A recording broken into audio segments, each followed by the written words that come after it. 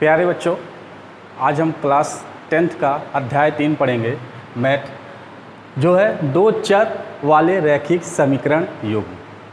पहले तो समझते हैं इसका मतलब क्या होता है कि यहाँ पे लिखा गया दो का मतलब एक नंबर हो गया आपका 2, ठीक है।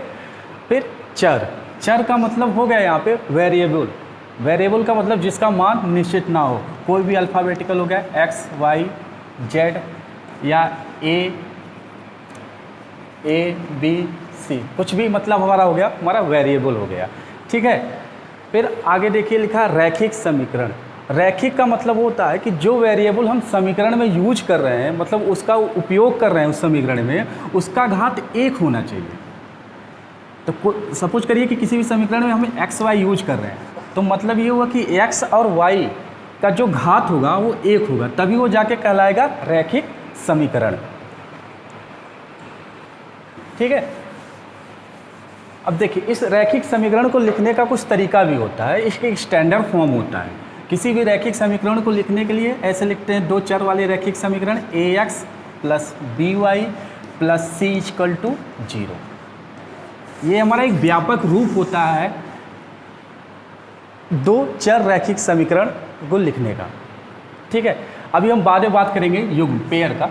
पहले हम इसको समझ लेते हैं, किसी भी रैखिक समीकरण को लिखने का तरीका क्या होता है, ax plus by plus c equal to 0। यहाँ पे हमारे दो चर कौन कौन से हैं, एक्स वाई हमारे क्या हो गए, दो वेरिएबल हो गए, दो चर राशियाँ हो गई, ठीक। ए बी और सी, ए बी और सी ये हमारी क्या हो गई, वास्तविक संख्या हो गई,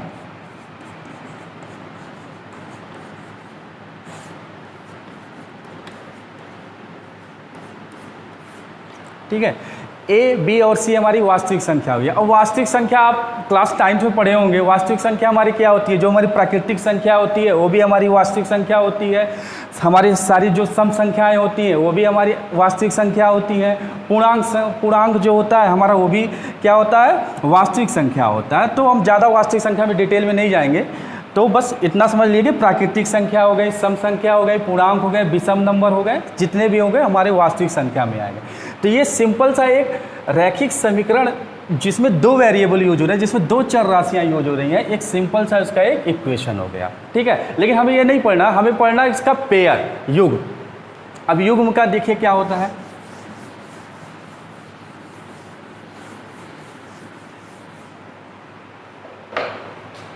दो चर वाले रैखिक समीकरण युग्म का मतलब पेयर का मतलब जोड़ा।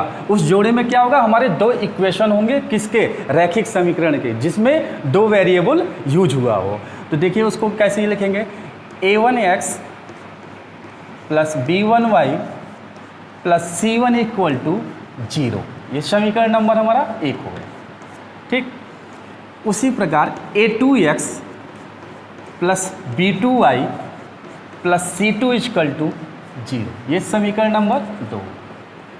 ये हमारा स्टैंडर्ड फॉर्म होगा किसका, जिसको हमें पढ़ना है, दो चर वाले रैखिक समीकरण युग्म। दो चर वाले रैखिक समीकरण युग्म का ये मेरा स्टैंडर्ड फॉर्म हो गया, ठीक है।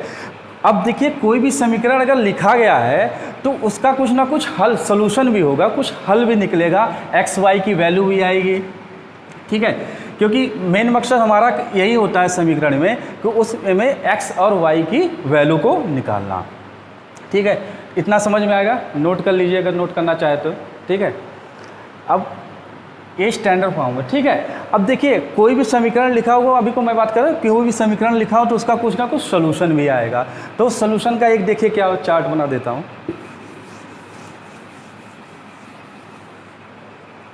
कोई भी समीकरण होगा, समीकरण थोड़ा सा इसको नोट करना चाहे तो नोट कर लीजिए, समीकरण, ठीक है। कोई भी समीकरण सॉल्यूशन आएगा, इसके दो सॉल्यूशन आ सकते हैं, एक संगत आ सकता है, अभी मैं बताता हूँ संगत क्या होता है, और एक असंगत, ठीक है। अब संगत और असंगत का मतलब ये है कि इस समीकरण के दो हल निकले, एक संगत निकले एक असंगत। असंगत का मतलब क्या होता है, संगत भी हमारा क्या हो जाएगा, दो प्रकार का, एक अद्वितीय हल हो जाएगा और एक हो जाएगा हमारा अनेक हल।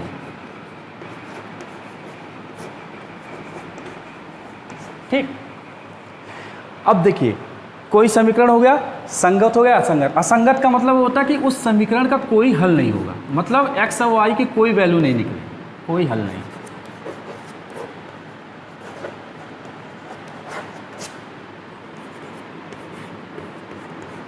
ठीक, तो जो भी हमारे रैखिक समीकरण होंगे ये हमारे रैखिक समीकरण है, यहाँ पे मैं लिख दे रहा हूँ a1x plus b1y plus c1 equal to 0, a2x plus b2y plus c2 equal to 0। जब इस समीकरण को हम सॉल्व करेंगे और एक्स वाई की वैल्यू निकालेंगे इन दोनों समीकरण की सहायता से, तो हमारे दो चीज़ें, एक संगत हो सकता है, एक असंगत होता है। अगर संगत होगा, संगत भी दो भाग होते हैं, और उसका मतलब इस समीकरण को सॉल्व करने पर अद्वितीय का मतलब क्या, इस समीकरण का केवल एक हल होगा। अनेक हल का मतलब इस समीकरण को सॉल्व करने पर एक्स वाई की जितनी भी वैल्यू रखती जाइए, जो कंडीशन सेटिस्फाई कर दे, तो हमारी क्या हो जाएगी, अनेक हल हो जाएंगे उस पर। ठीक है, और एक कंडीशन ये भी आ सकती है कि ये समीकरण लिखा हुआ है, इसका कोई हल ही ना निकले, तो हमारा क्या हो जाएगा, असंगत हो जाएगा, उसका कोई हल नहीं होगा, तो मतलब इस समीकरण का कोई हल नहीं होगा।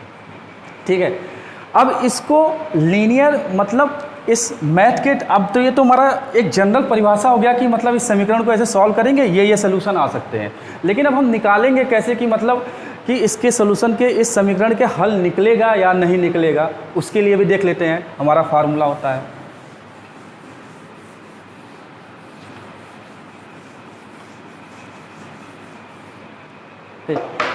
सपोज करिए हमने कोई इक्वेशन लिख लिया 3x प्लस 4y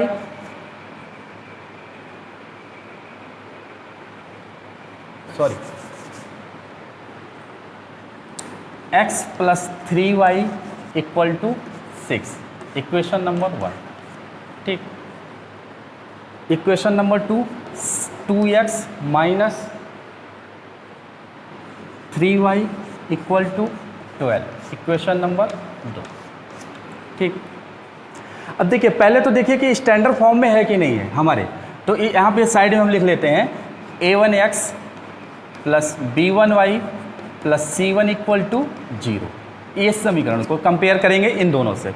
यहाँ पे लिख लेते हैं a2x plus b2y plus c2 equal to 0। इस इक्वेशन को इस इक्वेशन से कंपेयर करेंगे। कंपेयर क्यों कर रहे हैं, क्योंकि हमें a1 और a2 की वैल्यू निकालनी है। तो अगर हम इस इक्वेशन को इस इक्वेशन से कंपेयर करें, आपसे पूछें कि a1 की वैल्यू क्या है, तो आप क्या बताओगे, a1 की वैल्यू क्या हो जाएगी, वहाँ पे 1 हो जाएगी। क्यों 1 हो जाएगी, क्योंकि अगर 1 में x से मल्टीप्लाई, इसका तो x में किसी मतलब यहाँ पे जैसे वहाँ पे y दिया, यहाँ पे इसके साथ 3 दिया है, लेकिन यहाँ पे कुछ नहीं दिया। जब कुछ नहीं दिया तो 1 मान लिया जाता है। 1 क्यों माना जाता है, क्योंकि अगर किसी भी चीज़ में 1 से मल्टीप्लाई करें तो संख्या वही मुझे प्राप्त होती है। अगर 1 में x से मल्टीप्लाई करते हैं तो x ही मिलेगा। ठीक है, तो a1 हमारा क्या हो जाएगा, 1 हो जाएगा, और b1 हमारा क्या हो जाएगा, 3 हो जाएगा, और c1 हमारा क्या हो जाएगा, 6 हो जाएगा। ठीक, अब इस इक्वेशन को इस इक्वेशन से स्टैंडर्ड फॉर्म से कंपेयर करिए। a2 मेरा क्या हो जाएगा, 2 हो जाएगा, b2 क्या हो जाएगा मेरा, -3। ठीक, और c2 हमारा क्या हो जाएगा, 12। ठीक, अब देखिए, अभी आपको इसके पहले वाले वीडियो इसके पहले बताया था कि जो समीकरण होते हैं उसके कुछ ना कुछ हल आएंगे, तो उस हल को कैसे हम निकालेंगे उसको एक बार साइड में देख लेते हैं। अगर a1 upon a2 is not equal to b1 upon b2, तो इसका मतलब ये हो गया कि इस समीकरण का अद्वितीय हल होगा, अद्वितीय हल। ठीक, अगर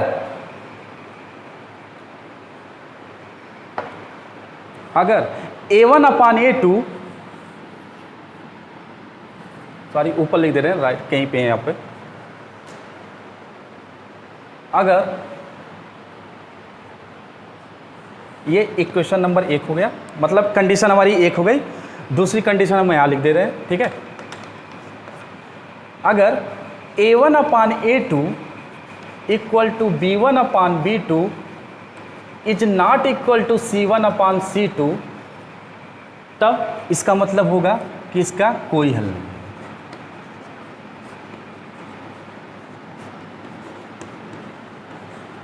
कोई हल नहीं है, मतलब असंगत है।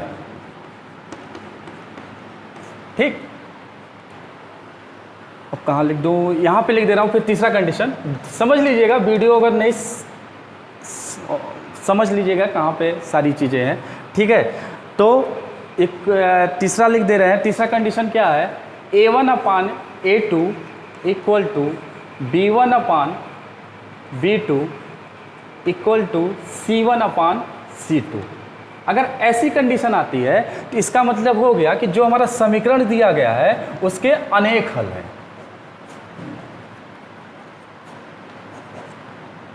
मतलब इसको ब्रैकेट में लिखिएगा समपाती है।